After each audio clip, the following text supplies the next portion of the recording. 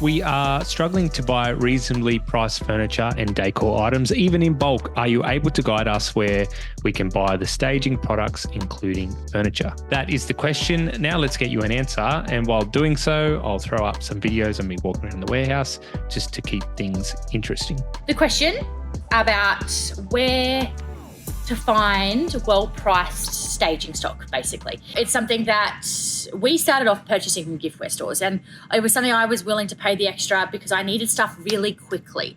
Now, I think one of the biggest things you need to remember when you're purchasing wholesale, you're purchasing large quantities, there is going to be a wait time to get that stuff delivered to you. So if you need it quickly, which when you're starting out, you're purchasing for the job that's just locked in, it's generally just locked in and you're installing it within a week, you're not going to get that wholesale product within a week. So you really need to figure out a way to be okay with purchasing, I think, for a higher price. The other part that comes in there is the same as our clients. We're not going to give a developer a discount if they say to, look, I've got this one plus another 5. I don't give you a discount for that first one. I don't give you a multi-property discount straight up until we've got an established relationship. And you can't possibly expect your wholesale and your trade suppliers to do the same thing for you. So you need to establish yourself. You need to show them that you're reputable. You're going to do what you say you're going to do. You're going to come back and purchase more, and you are going to tag their product on Instagram and on your socials.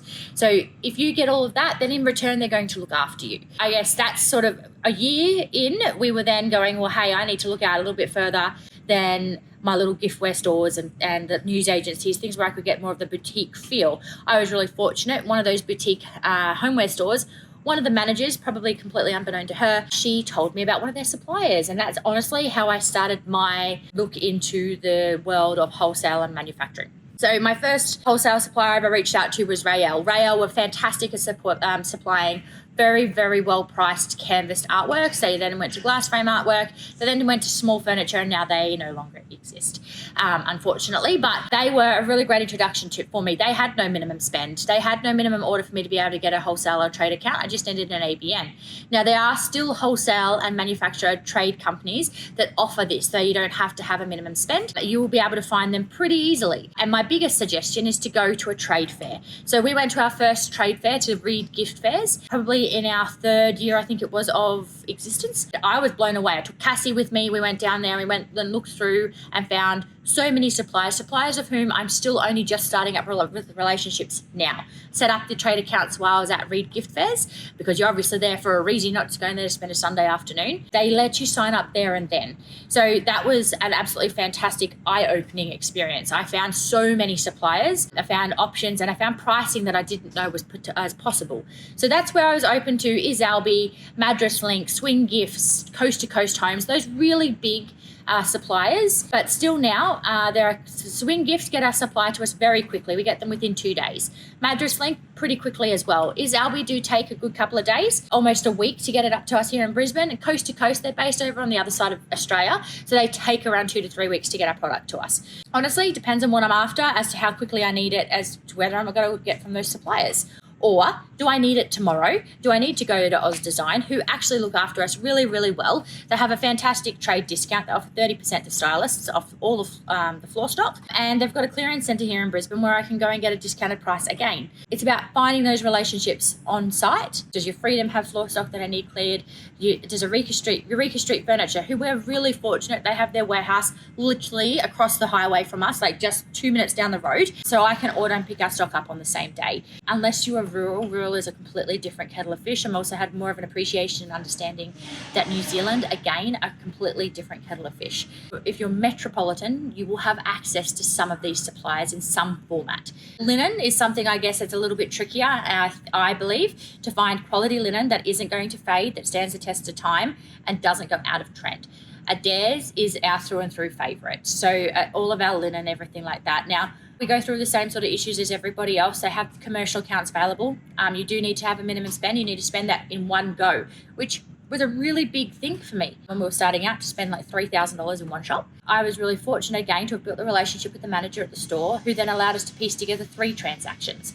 Build those relationships. It's the same as you do with your clients. Now, Adairs offers the commercial rates, and as Pillow Talk, they have things, it's just a question, ask the question. Most of them have an answer that will work better for you as far as price goes. And if not, they'll figure out a way to make it better, as long as you prove yourself. Our favourite suppliers, I can list off a couple. There are some that we go through and there's some that we mention all the time. So obviously Adair's is a favourite. Pillow Talk. As far as linen goes, I love Edie Lifestyle and Paloma Living. They get our stuff to us very, very quickly. We have no issues with fade, and their inserts, their feather fill inserts are fantastic. Bandini Designs is another local designer down the Gold Coast who I also love. All of our small boutique pieces, I listed off a number of those before, but Temple & Webster is another really great brand. And whilst I'm not getting much of a trade discount there, and you do pay through the roof for postage and courier, I do get my product very quickly. So I'm willing to, offset the price of postage if I get my product quickly. Postage and courier has been something that has gone through the roof of late, but you got to see the pricing of diesel has gone through, and that's something you need to pass on to your clients by changing your prices to combat that. You can't expect them to bring down those prices when they're a set fee for them. Floribel, MRD, Floribel just took over MRD and I love their product. They also now have all the One World product. Elm Living was another furniture store who I've definitely fallen in love with over the last year. They have a lot of the James Lane product. Again, it's something that I get a very, very well priced level.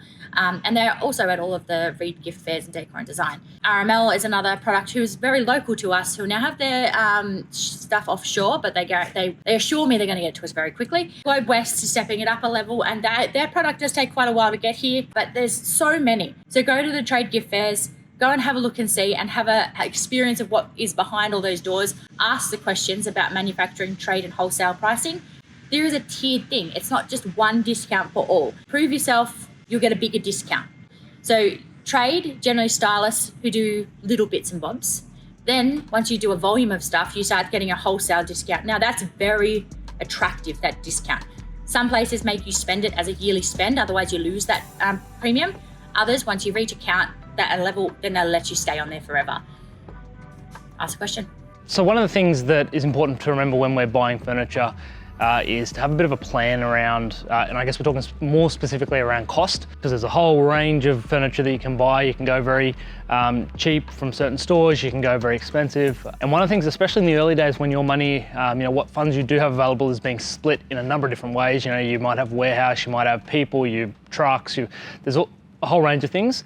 So having a plan for your furniture and knowing how much you can spend on each piece of furniture, at least from an average point of view. So for us, we knew that our payback period, the cost or the amount that we would spend on our furniture impacted our pricing that we could charge our clients.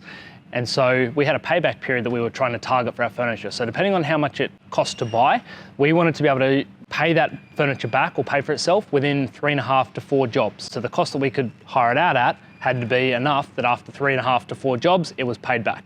So obviously that means that if your furniture is quite expensive, you're going for the higher end prices, then your payback period is going to be longer. You need to use it more times before it gets paid back, or you need to charge more. So we knew where we wanted to sit in terms of what we were charging our clients.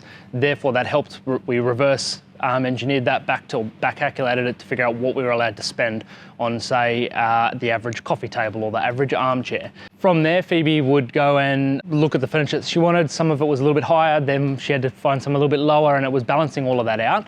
And I think that, to be honest, everybody has a different approach, but the point that I'm trying to get to is having a plan, knowing what it is that your pricing is going to do depending on what furniture you get, and kind of making sure that they all fit together.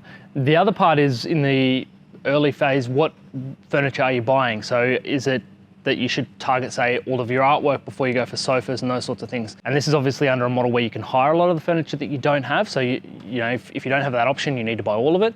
For us, we first and foremost went for the things that could fit in a car or a van, so we didn't go for the big furniture. Not necessarily from a bang for your buck sort of scenario, but just obviously we didn't have to rely as much on the trucks or the couriers if we did it that way. Over time, I think you get to a point where some furniture is harder to get that payback down. So things like outdoor furniture is quite expensive, especially to maintain and get the good quality stuff that's going to last in the Queensland weather. So some of those things, the payback was a bit slower, so we maybe put off that a little bit in the beginning. So I guess the summary is make sure that you go into it with a plan, so you're not just buying everything and you're not getting swept up in all the nice new furniture and the new range stuff. You're actually targeting the stuff that's going to mean it fits in with your pricing model.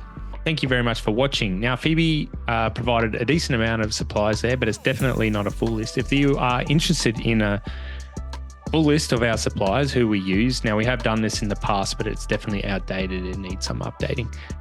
If you're interested in this, let me know in the comments section. If we get enough interest, if enough people would like this, it may happen in the future. I've just got to do the work and put it together. So either way, thanks so much for watching this week's Foxy TV episode. We'll see you back here next week.